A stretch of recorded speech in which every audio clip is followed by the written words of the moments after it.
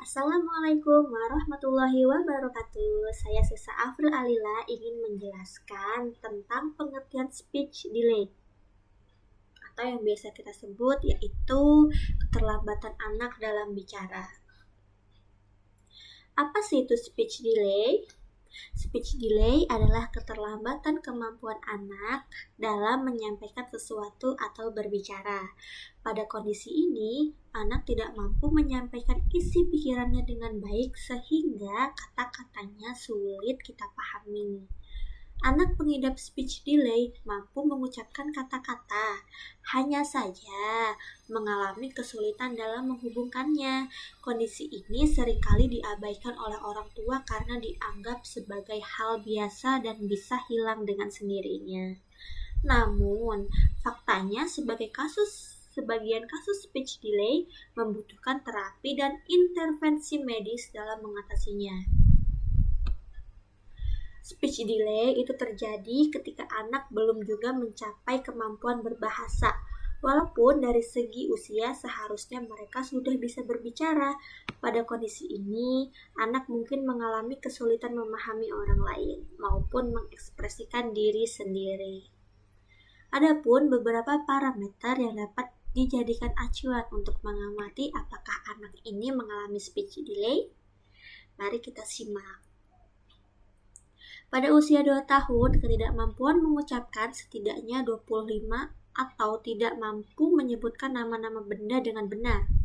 Pada usia 2,5 tahun, ketidakmampuan menggunakan frasa, dua kata atau kombinasi kata benda atau tidak mampu menyebutkan nama anggota badan dengan benar. Pada usia 3 tahun, tidak mampu menggunakan 200 kata, sulit memahami ucapannya, tidak mampu meminta sesuatu dengan nama, atau tidak mampu menyusun sebuah kalimat. Nah, pada usia di atas 3 tahun tidak dapat menirukan atau mengucapkan kata-kata yang sebelumnya sudah dipelajari atau tidak mampu menyebutkan nama lengkapnya dengan benar. Apa sih penyebab speech delay itu?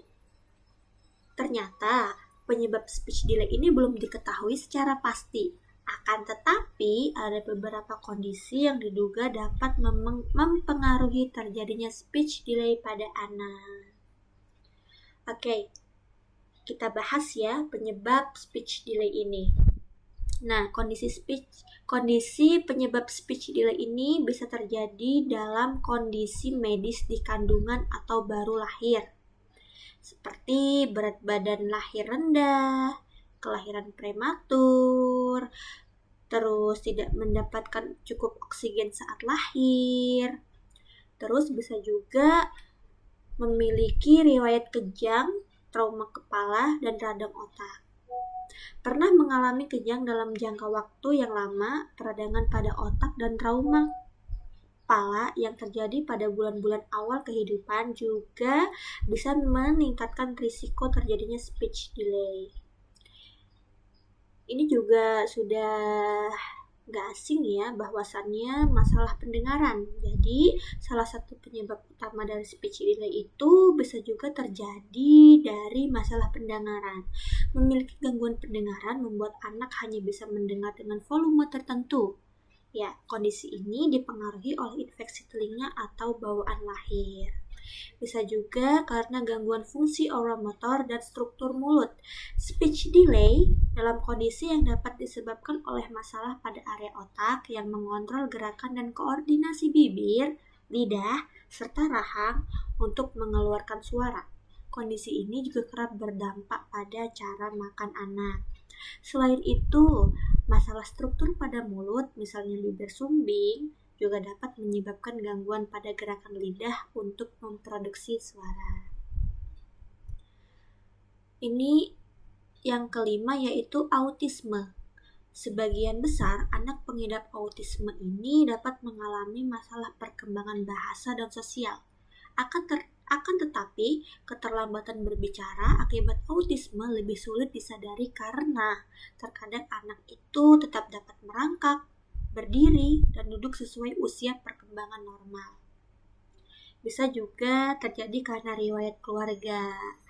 Jadi suatu kondisi yang juga bisa diturunkan dari keluarga Apabila terdapat riwayat keluarga yang memiliki masalah berbahasa seperti gagap, disleksia, atau terlambat bicara, risiko anak akan mengalami speech delay akan lebih besar. Bisa terjadi karena kurang stimulasi. Kurang stimulasi itu artinya anak tidak diberikan pancingan untuk berbicara sehingga kurang terbiasa mengucapkan kata-kata. Salah satu penyebab anak mengalami speech delay adalah kurangnya pengetahuan orang tua tentang parenting, ya. Jadi seperti yang sering kita lihat bahwasannya kadang ada banyak anak yang ditinggal main sendiri oleh orang tuanya sibuk sendiri, anaknya sibuk sendiri, kadang anaknya masih dikasih gadget, dan lain sebagainya. Nah, gadget pun itu bisa mempengaruhi anak dalam keterlambatan bicara. Karena apa? Karena anak hanya berfokus terhadap gadgetnya. Ya, karena menurut penelitian, anak yang memegang gadget itu kayak contohnya untuk bermain games atau menonton video sebelum bisa berbicara tuh dapat menyebabkan anak mengalami keterlambatan bicara dibandingkan anak yang tidak bermain gadget. Jadi kita sebagai orang tua harus pintar-pintar memilih apa yang bagus untuk anak kita, apa yang bagus untuk perkembangan anak kita.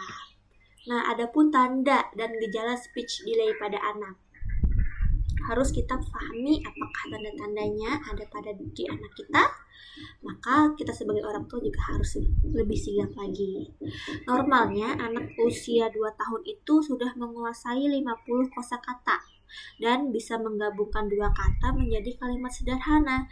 Namun terjadi pengecualian pada pengidap speech delay. Beberapa kondisi yang perlu dicurigai sebagai gejala speech delay adalah sulit merespon saat diajak bicara, jarang meniru perkataan orang lain, kesulitan menyebutkan nama-nama benda di rumah, lebih sering menunjukkan gestur tubuh daripada berbicara saat meminta sesuatu, menghindari kontak mata dengan lawan bicara. Jadi, inilah tanda-tanda atau gejala pada anak pengidap speech delay. Namun, speech delay juga ada penanganannya, atau kita sendiri sebagai orang tua juga bisa mengatasi speech delay. Gimana cara menangani speech delay? Nah, penanganan secara medis bagi pengidap speech delay adalah melakukan terapi wicara. Terapi ini berfokus dalam membantu meningkatkan kemampuan berbicara, memahami bahasa, serta berkomunikasi dengan efektif.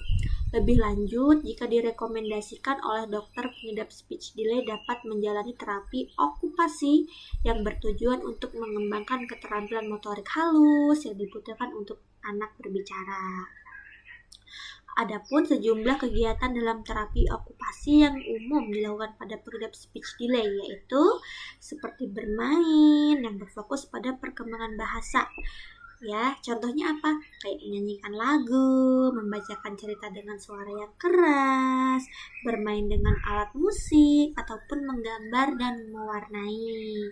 Selain itu juga, orang tua dapat melakukan beberapa upaya lain di rumah untuk menstimulasi kemampuan bicara anak, seperti sering mengajak anak berbicara, menanggapi perkataannya, mengajukan pertanyaan kepada anak dan memintanya untuk memilih, membantu anak memahami nama benda, membacakan cerita untuk anak, dan membatasi penggunaan gadget pada anak.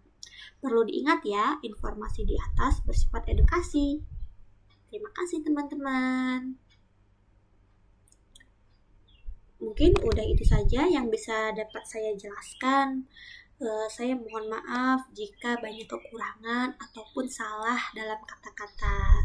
Kepada ibu atau bapak tutor, saya berterima kasih karena sudah memberikan saya kesempatan untuk menjelaskan tentang speech delay ini. Dan saya juga mohon maaf kepada bapak atau ibu tutor jika ada yang kurang ataupun banyak yang salah dalam perkataan saya mohon maaf sebesar-besarnya. Terima kasih. Wassalamualaikum warahmatullahi wabarakatuh.